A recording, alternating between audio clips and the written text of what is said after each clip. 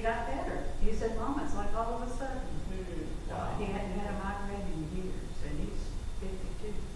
Well, both him and our oldest daughter would get migraines, and they both just kind of accidentally figured out the trigger. It was food related. Diane's was hormone. Yeah. Ooh, I hated when we'd have something planned, and she would have a horrible headache. So when she went through menopause, hers went away. Because hers was hormone. I'm glad y'all figured it out. Yeah. Oh, that was my mother for years, was so helpful. She says, I had hysterectomy and it got rid of mine. And I said, You I can't don't know have how to do that. that. Thanks for the help. Dawn You're not may good. have been triggered by, because when he was little, we also went through all this stomach trouble with him. And my mom died when he was 18 months, and she was so worried about him. He didn't grow as fast as he should have, and all these things. I thought, boy, she should see him now. But we took him off the dairy, we took him off the this, we took him off the that. And he says right now to this day, if he wants ice cream, he knows he's got to pay for it. So he eats it and pays for it. It is. I guess it's that time, isn't it? Oh, yeah, People that Miss smoke really lazy. Cindy Nettle, of course, is not going to try to bring Miss Earlene. Yeah. In case there's bad storms. Yes. And the traffic, she said, on 95. Really? When they went home last Sunday. it was Yeah. a holiday. It's even I don't worse. doubt it. Yeah, so, and Miss Earlene gets all Yeah. rest. Yeah, I expect the storm business is gonna affect a few people. It probably will. Our kids were gonna wait till later this afternoon before they tried to come up to Florida.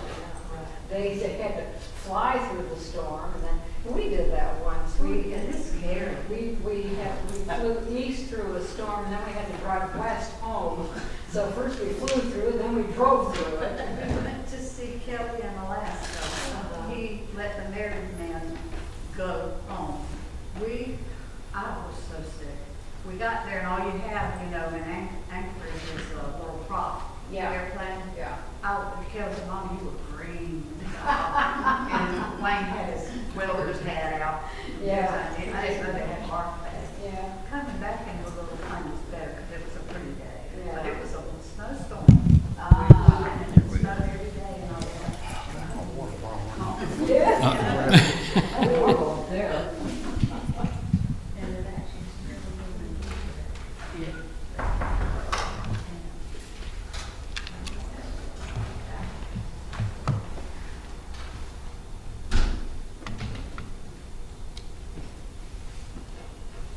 I think in all these years, it's the first time we've done an in-depth study of these festivals.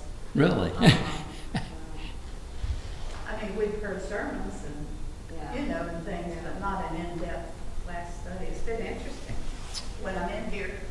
Yeah. Really makes you appreciate today. Oh, yes, it does. I have a friend in Arizona who's married to a Jew, and Hanukkah started on Christmas Day. It did, Yeah, and she says, you know, we're gonna start celebrating Hanukkah. And they did it for 7 days. Is it 7 days? 7 days, 8 days, I think. 8. Yeah. Yep. Hi. Good morning. We're kind of small this morning, and if that big line of storms, if you saw the big line of storms on radar, as that comes across here the next few minutes, could get exciting. And I'm sure that's keeping some people in and away. Let's start out in Luke chapter 23 for just a moment.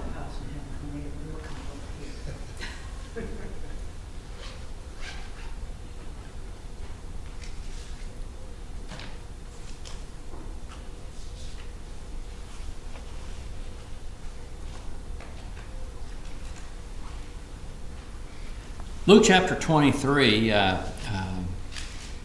God and Moses have gone through the list of the different feast days and celebrations. And Luke 23, verse 37, he kind of summarizes things. He says, "These are the appointed times of the Lord, which you shall proclaim as holy assemblies or convocations, to present offerings by fire to the Lord, burnt offerings, grain offerings, sacrifices, drink offerings, each day's matter on its own." You said Luke, Leviticus. Leviticus. Yeah. Did I say Luke? You did. I was like, oh, whoa. Thank you.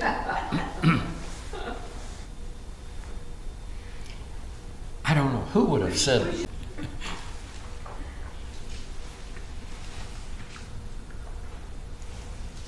I speak in tongues, my wife translates, so.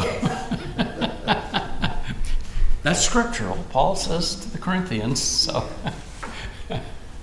Leviticus chapter 23.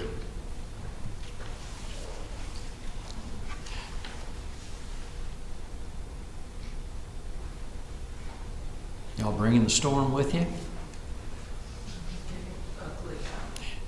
It is, it is.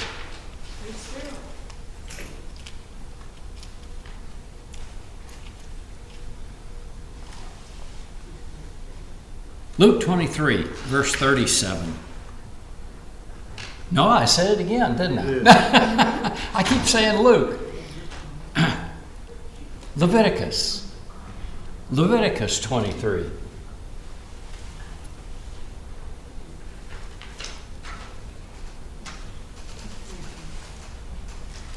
Leviticus 23, 37.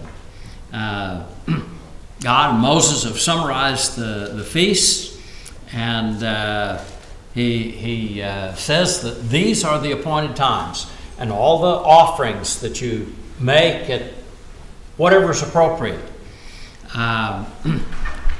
There were specifically those 3 times a year that all of God's people were required to present themselves before the Lord in the place that He had designated for their assembly. By the way, do you suppose there's anything appropriate? People today are frequently heard saying, oh, I don't believe in church, and I love the Lord, and I serve God, and I worship God, but I don't have to go to church to worship God. God has always told His people that there are certain times they're expected to get together with God's people. Here it comes. You made it in just in time.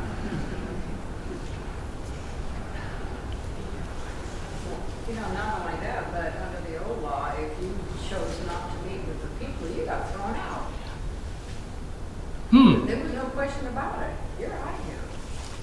And of course, in the New Testament, then God really doesn't care. And you can do as you please and go worship on the mountain. Isn't it amazing, that continuity? God's still saying the same thing. His people need to meet together. And I know, talking with a number of friends that are elders and preachers in other places, COVID was a really horrible challenge, because it showed how many people really don't listen to God, are really more interested in what they want. Oh, no. Think about it. Is there anything more deadly than sin and abandoning God? I don't care what the world comes up with. The early Christians, of course, many times knew that if they got together in an assembly and worshiped together, that there was a chance that the Roman army and the officials would catch them. If you stay home secretly, it's a lot easier. It's been funny watching some of the news come out of Afghanistan. The Christians there faced the same challenge, and many of them absolutely terrified of getting together with any other Christians, because 2 or 3 Christians gathered together, and that was an immediate sign to the Taliban, hey, these people are not worshiping our God, and we should go after them. And they talk about how great it actually felt to assemble with other Christians and how much they missed it. And eventually, as they do more and more of it, they begin to talk about, hey, we just can't afford to miss this. This is important to us. It's sad that we don't learn that same lesson, isn't it? That our assembling together is something so important that it's not to be missed. Ooh. Wonder if the New Testament actually ever said that. And it does. It does. Comment? Is there an extra one of these? Yes. I think Miss Lee didn't have Oh, okay. one. Did you? Okay, she said. She's got one. Okay. I'm sorry.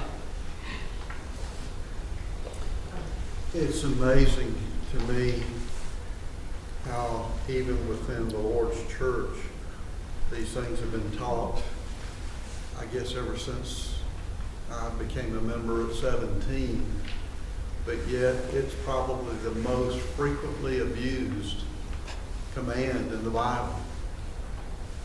And it's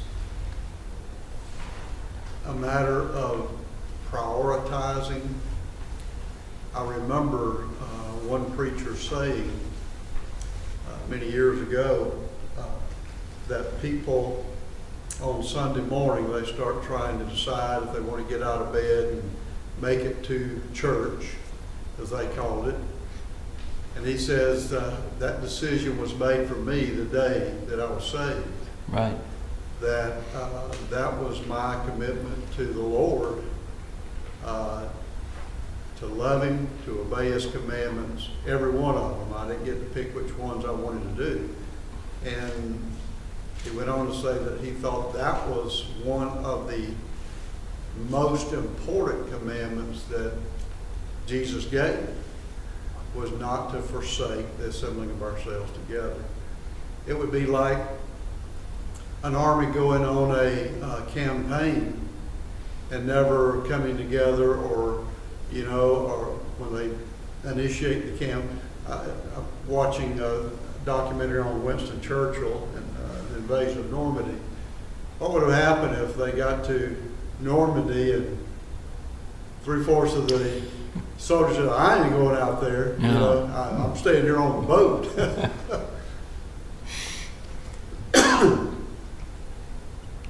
And you think about, when is Leviticus? When are these events happening that Moses and God are talking to the people? This is out in the wilderness. This is really what's happening as they're coming up to Mount Sinai, as God's giving them the law. So they're only a few weeks away from slavery in Egypt. And they're 40 years away from the Promised Land, and centuries away from events of the kings and the prophets and the coming of the Savior. And here's God telling them, says, guys, don't forget this. Okay, now jump over to the book of Nehemiah.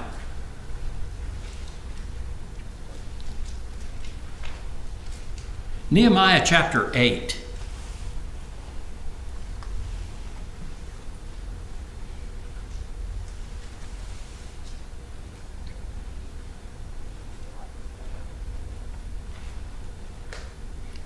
Moses and Leviticus and all are happening around 1400 BC, 1350 to 1400 BC. Nehemiah is up past the time of the Babylonian captivity, 600s. So this is over 600 years later. Nearly 800 years have passed. And Nehemiah 8, pick up in verse 13. And of course, you recall again the story of the events, what's happening. Nehemiah has been one of the captives there in Babylonian captivity. Now the Medo-Persian Empire has moved in, destroyed the Babylonians. remains as a captive in the Persian Empire, and the Persian king has finally allowed him to come back and rebuild the city of Jerusalem, the temple, the walls there. So Nehemiah and some of the people that have come back are involved in this. And okay, this is our home. This is where we came from. There are some of the elderly people that remember Solomon's temple, and when they see the new one that they've built to replace it, they realize this new one is pitiful by comparison. And it says that they wept, remembering the temple as it had been, what they had lost. So how much more had they lost? Nehemiah 8, beginning in verse 13, on the second day, the heads of the fathers' households of all the people, the priests and the Levites, gathered to Ezra the scribe, that they might gain insight into the words of the law. Now, Ezra has been reading and explaining the words of the law to them, but they're meeting for, you realize what he's saying there? They're meeting for Bible study. They're meeting to study the Bible and understand what those things that they read and hear actually mean, that they might gain insight into the words of the law. They found written in the law how the Lord had commanded through Moses that the sons of Israel should live in booths during the feast of the 7th month. So they proclaimed and circulated a proclamation in all their cities and in Jerusalem, saying, go out to the hills, bring in olive branches, wild olive branches, myrtle branches, palm branches, branches of other leafy trees to make those booths, as it is written. Verse 17, the entire assembly of those who had returned from the captivity made booths and lived in them. Sons of Israel had indeed not done so from the days of Joshua, the son of Nun, to that day. And there was great rejoicing. And he read from the book of the law of God daily, from the first day to the last. They celebrated the feast 7 days, and on the 8th day a solemn assembly according to the ordinance. So the picture is that, and what Nehemiah is saying is not that everybody failed to do it. But he says as a people, as a nation, they just kind of took God for granted. And while there may have been a few of the godly ones that were trying to do the right things, as a whole, they stopped doing what they were told. The same thing appears back during the Exodus. You recall, just after they get out of Egypt, Moses gathers the people together and reinstitutes circumcision. And he tells them, God says to do this to your newborn male babies, at 8 days, and always do it. When they get ready to enter the promised land, 40 years later, guess what they have to do all over again? As parents, you ever get tired of telling your kids the same thing time after time after time after time after time? Oh, this is getting boring. Yes, it is. And then, of course, when some bright young lad or lass, pops up and says, hey, we've heard that before, then why don't you do it? How come you're not doing what you're told? I wonder how many times God had to ask that question of his people. Here in Nehemiah's time, that's the question that's being asked, is how come you don't do what God's told you? For going on 800 years, and you're still not doing what you're told. Suppose God gets tired of telling us the same thing and hearing all the excuses. I love, every once in a while, I have some friends that post little pictures. One of my favorites is, I suspect it was at a Green Bay Packers game. And it's a bunch of people sitting in the stands, and they're just covered in snow. It's been snowing so heavily, the stands are covered in snow. And the comment is, isn't it a shame that we're not this persistent about our attendance at worship? Oh, sounds like something a preacher would say, huh? How can we let it go? But for a football game, and it's funny, I mean, it's too rainy out, you know, it's too stormy, it's too cold, it's too snowy, it's too hot, it's too something for us to assemble with God's people. But man, somebody invites us to a barbecue or a party, and I wouldn't miss it for the world. Kind of sad, isn't it? Kind of sad, isn't it? Well, those are the basic feasts. That's going to take us to the book of Esther. There are two major feasts that are not mentioned in the law of Moses. Those three feasts that we've looked at so much, and the things that go with them, the extra days of celebration and all for each one, all of those belong to what was given originally by Moses. But there's two others that happen and are actually celebrated by Jesus. You know, it's easy for us to say, well, okay, if it's not given in the law, you know, then certainly Jesus wouldn't have acknowledged it in the New Testament. And I imagine there were a lot of people in the New Testament world that said, hey, we don't have to do that. You do realize the Sadducees only believed the 5 books of Moses. All the rest of the Old Testament, why, we don't have to do that. Which probably explains why the Sadducees end up being wiped out by the Roman army. Total failure to do anything that God told them. The Feast of Purim. Okay. Why is it called Purim? Test your memory. If you've read the book of Esther, what's a Pur? That's somebody that hadn't got much money. The poor were the lots. In Esther, the whole point of the story is what? When does this happen? When does Esther happen?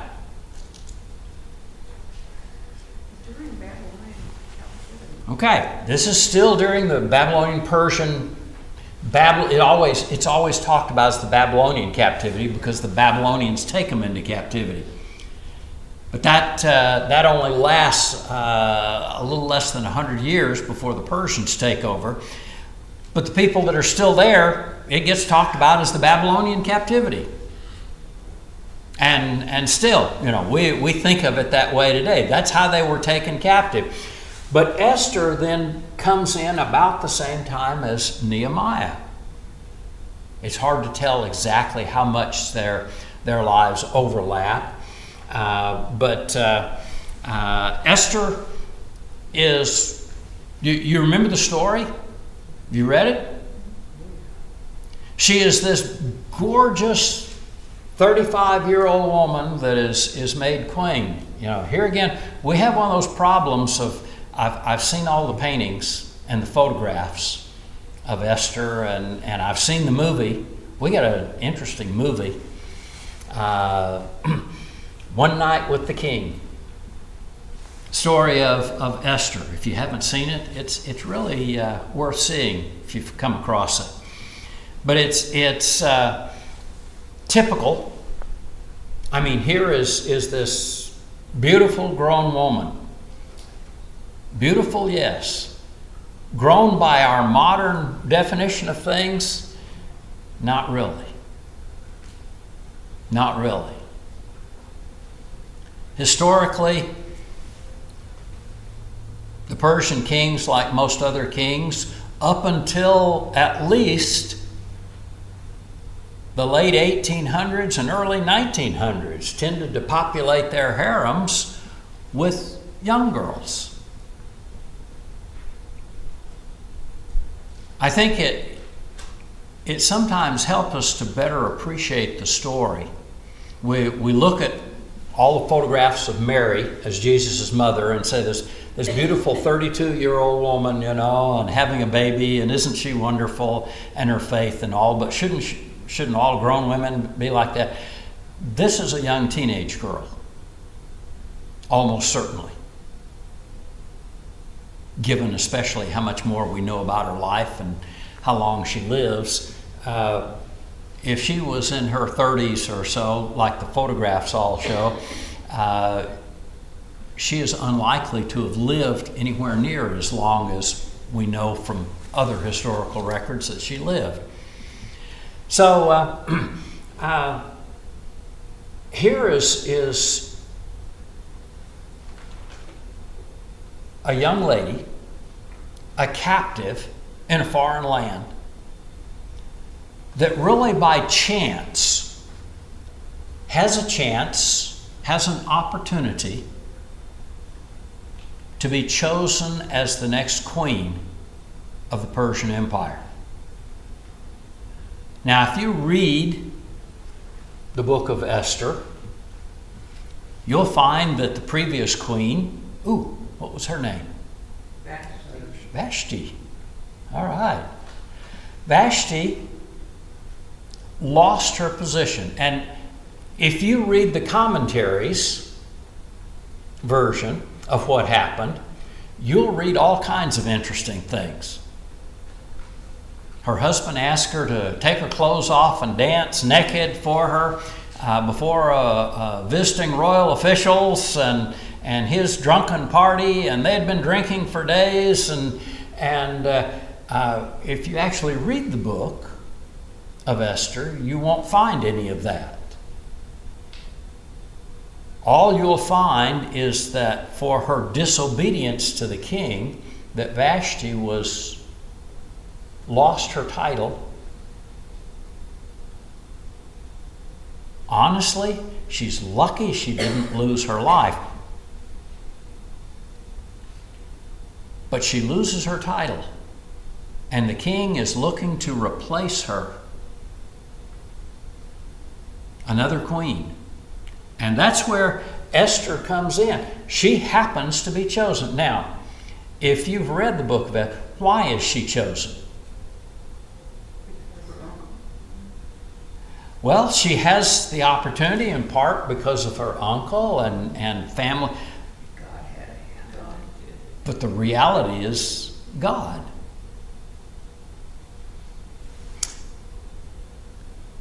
You recall how the story goes. There's a bad guy. And by the way, the Feast of Purim in a synagogue is a great thing to see sometime. The Jewish people tend to participate and be vocal about it. When they read the story of Esther, everybody, the kids get into the story, but the adults join in too. And every time the bad guys are mentioned, everyone, boo, stomp your feet, carry on, just, pound on the back of the pew, show your displeasure. Anytime Esther or her uncle are mentioned, everyone cheers. Here's the good guy. Did you ever know anybody that was old enough to go to the movies and see some of the old cowboy movies? You know, back when the serials were playing and everything. You've probably heard about it from your great-grandparents or something. So I don't expect any of us are old enough. Do you remember what happened with those movies? How the kids acted?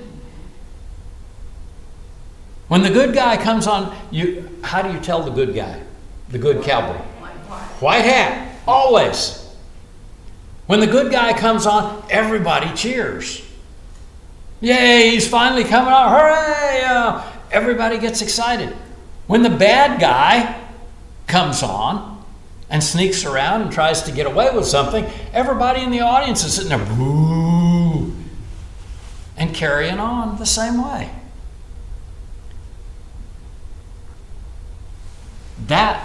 That's Purim in a synagogue. And there's, like most Jewish festivals, there's a whole lot more to it. If you know, there's food, there's different things that always go with Jewish celebrations. What did you have for Christmas dinner? How many had turkey? Anybody have turkey? Anybody have ham? We had ham, pork chops, yeah.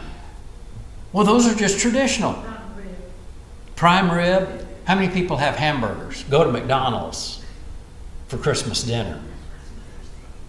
We had leg of lamb. Leg of lamb, all right. You know, the next obvious question is, did you get some really good prime New Zealand leg of lamb instead of that cheap American stuff? Wherever Costco got it. Well, you have to watch Costco. If you check the label, sometimes.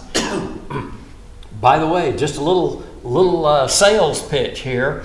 Costco, you can actually buy New Zealand butter, and it's better than all the other butters from anywhere else in the world you'll ever buy. So, just so you know. Into commercial. It's so funny.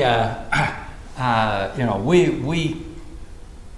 we do these things, and they become tradition, and that's just how it's done.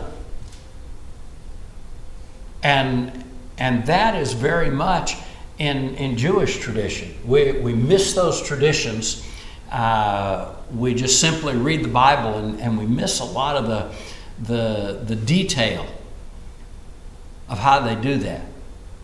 There's little noise makers for Purim and rattles and everything that everybody has, and whistles and carry on, which begs the question: do you suppose Jesus, as a boy growing up in a synagogue, actually participated with all the other kids in that? Do you suppose he stomped his feet and cheered for Esther and booed and rattled and carried on with all the other kids and the adults at the bad guys? We don't, you know, for some reason it goes along with that famous photograph of Jesus with the scowl and the dirty look on his face. Here is a picture of our Savior that completely misses the point. I wonder, as he attended each of these feasts year after year in his life, do you suppose he ever thought back and says, oh, I could tell you things about how they originated? Do you know what it was like there at the first Passover?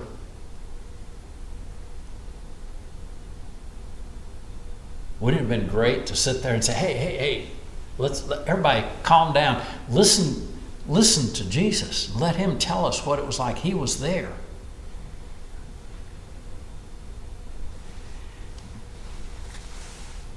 Esther is the hero in the story, but in an unusual way. Take a look at chapter 4.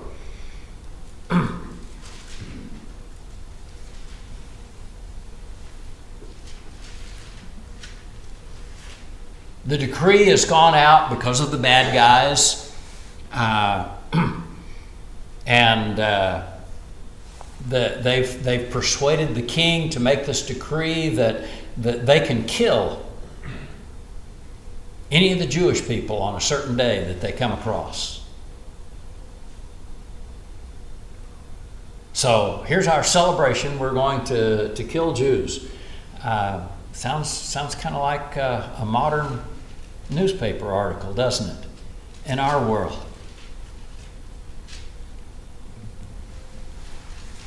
Esther and her uncle, by the way, there's a lot of discussion about the actual relationship. What we do know is Mordecai raised her. He was her, at the very least, adoptive father, near relative that takes care of her and raises her. So, to him, this is his daughter. To her, this is the parent that she knows.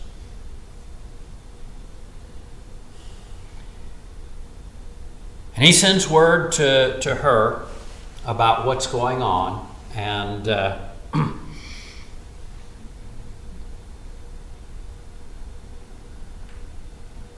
she's upset. But honestly, what does this threat to the rest of the world, to the rest of the Jewish people mean to Esther? Who is going to come and touch the queen? Nobody. She's safe from everything. Do we run into the same problem sometimes? Goodness, if you're acquainted with history much, Nazi Germany, was it really a threat? How long did it take before the U.S. got into the war? December 7th, 1941. And the war had only been going on for 39. Yeah. Oh, okay. It had been going on, it had actually been building up for a decade and was coming and was known to everybody that it was coming. And, well, that doesn't affect us. They can't reach us. It's not our problem. And, we constantly discuss the same thing today. Is anything else in the world our problem? Oh, it's not. One of the big discussions. It's not our business to be the world's policeman, to be the adult in the room and make everybody else behave. But what happens when nobody behaves?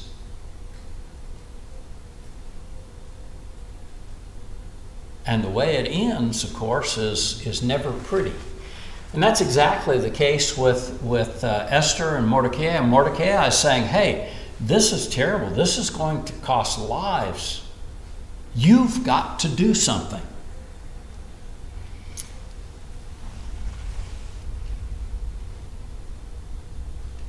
Esther 4, verse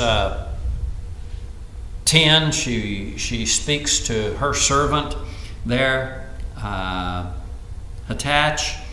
and orders him to reply to Mordecai. All the king's servants, the people of the king's provinces, know that for any man or woman who comes to the king in the inner court who is not summoned. Okay, you hear what Esther's saying? It says, I cannot go before the king and plead my case because everybody knows, even the common people know, that if anybody, including me, the queen, goes before the king without his invitation,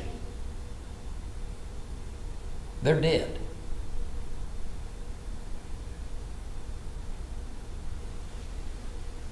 How well do you like somebody interrupting you when you're doing something really important? If you're king or queen, you get to say, off with their heads. Do not disturb means do not disturb. Everybody knows, all the king's servants, the people of the provinces know that for any man or woman who comes to the king in the inner court, who is not summoned, he has but one law, that they will be put to death unless the king welcomes them with his golden scepter that they may live. She says, and I've not been summoned to come to the king for 30 days. She sends word to Mordecai. She says, I can't do anything. I can't speak to the king. Esther 4, verses 13 through 16 or 17, one of those passages ought to be underlined in everybody's Bible. Mordecai tells them to reply to Esther, do not imagine that you in the king's palace can escape any more than all of the Jews. For if you remain silent at this time, relief and deliverance will arise for the Jews from another place, and you and your father's house will perish. And who knows whether or not you have attained royalty for such a time as this. You see the point Mordecai has? He says, hey, the old King James says, whether or not you have been brought to the kingdom for this. This is your whole purpose in life, is to do this one thing and the good that it will result in for others. That's probably a pretty good question to ask ourselves. Who knows? Do you suppose that God brought you through your entire life for just an event where you can make a difference? Not because it looks like you can make it. Esther has no feelings of superiority here.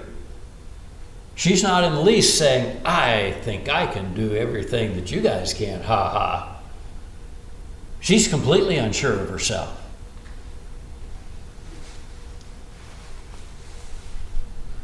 Esther told them to reply to Mordecai, go and assemble all the Jews who are found in Susa and fast for me. Do not eat or drink for 3 days, night or day. I and all of my maidens will fast in the same way. And then I will go in to the king, which is against the law. And if I perish, I perish.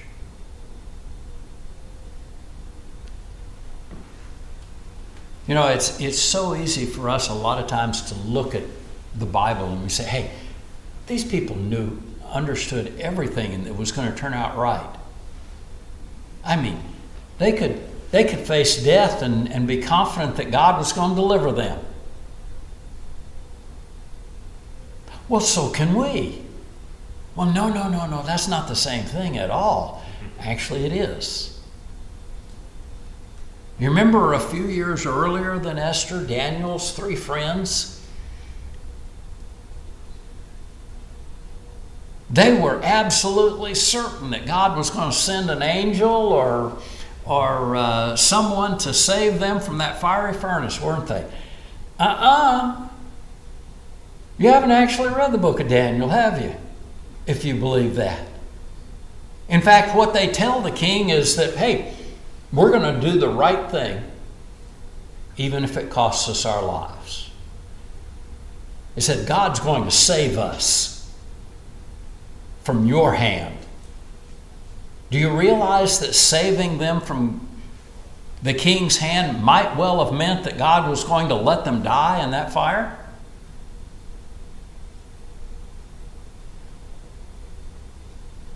Sometimes your faith comes at a high price. And that's exactly the case for Esther. She has no idea how this is going to turn out. just because we've read the rest of the story and know how it eventually turns out. Oh, well, she had nothing to worry about. How many times in our lives do we go through and worry and come out the other side and say, oh, I had nothing to worry about. And there I was, all worried, nervous that this wouldn't turn out. And it turned out even better than I expected. Do we realize that that's how God works?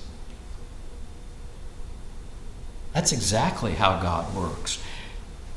I will go into the king, disobeying the law, and if I perish, I perish.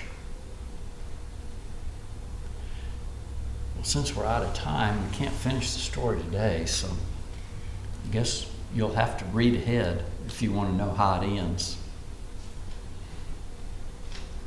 But it's a great book to read. If you haven't read it recently, go back and reread the story of Esther. And maybe you'll find out how it ends. It's a good one. It's a good one.